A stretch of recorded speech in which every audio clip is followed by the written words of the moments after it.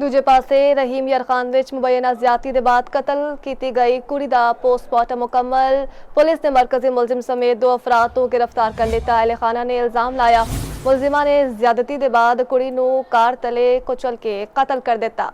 ਰਹੀਮ ਯਾਰ ਖਾਨ ਵਿੱਚ ਆਨਲਾਈਨ ਕੰਮ ਦਿਲਾਉਣ ਦੇ ਝਾਂਸੇ ਨਾਲ ਕੁੜੀ ਨਾਲ ਮੁਬੈਨਾ ਜ਼ਿਆਦਤੀ ਤੇ ਕਤਲ ਦੇ ਮੁਕੱਦਮੇ ਵਿੱਚ ਅਹਿਮ ਪੇਸ਼ਰਫਤ। ਪੁਲਿਸ ਨੇ ਮਰਕਜ਼ੀ ਮੁਲਜ਼ਮ ਮੁਹੰਮਦ ਅਨਸ ਤੇ ਉਹਦੇ ਸਾਥੀ ਜ਼ਿਸ਼ਾਨ ਨੂੰ गिरफ्तार ਕਰ ਲਿਆ। ਮਕਤੂਲਾ ਨੂੰ ਨਮਾਜ਼ ਜਨਾਜ਼ਾ ਦੀ ਅਦਾਇਗੀ ਤੋਂ ਬਾਅਦ ਸਪੁਰਦ ਖਾਕ ਕਰ ਦਿੱਤਾ ਗਿਆ।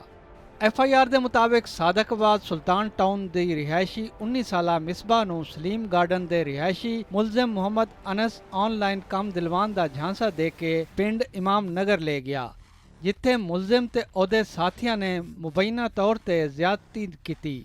ਮੁਤਾਸਰਾ ਕੁੜੀ ਦੀ ਵਾਲਦਾ ਜ਼ੋਰਾ ਬੀਬੀ ਮੌਕੇ ਤੇ ਪਹੁੰਚ ਗਈ ਤਾਂ ਮੁਲਜ਼ਮਾਨ ਮੁਹੰਮਦ ਅਨਸ ਤੇ ਜ਼ਿਸ਼ਾਨ ਨੇ ਕੁੜੀ ਨੂੰ ਗੱਡੀ ਥੱਲੇ ਰੋਂਦ ਕੇ ਸ਼ਦੀਦ ਜ਼ਖਮੀ ਕਰ ਦਿੱਤਾ, ਜਿਹਨੂੰ ਹਸਪਤਾਲ ਮੁੰਤਕਿਲ ਕੀਤਾ गया, पर वो जख्मां दी ताब ना लियांदे हुई दम तोड़ गई।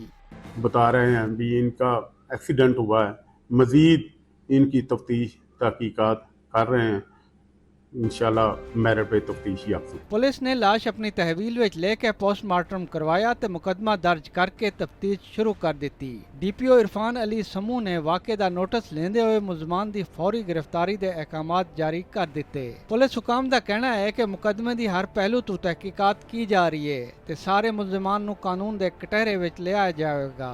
साथी रिपोर्टर राव इमरान असगर दे नाल चौपाल न्यूज़ रहीम यार